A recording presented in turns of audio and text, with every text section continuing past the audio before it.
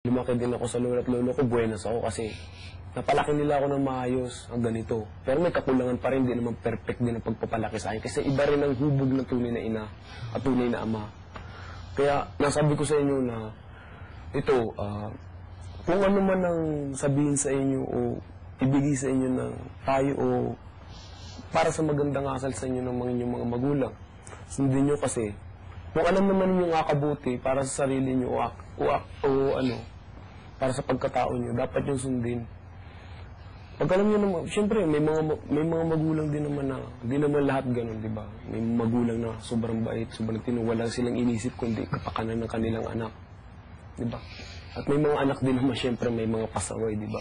So, ito nga sabihin ko sa kanila, napakaswerte nila. Huwag nilang sayangin ng ganung, na may mga magulang sila, may mga nanay, tatay sila.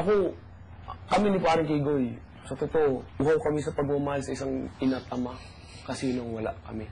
Kaya bilang ko lang sa na mahalin nyo, pagpahalagaan nyo ang nanay at tatay nyo, o mama at papa, o kung ano man tawagin nyo.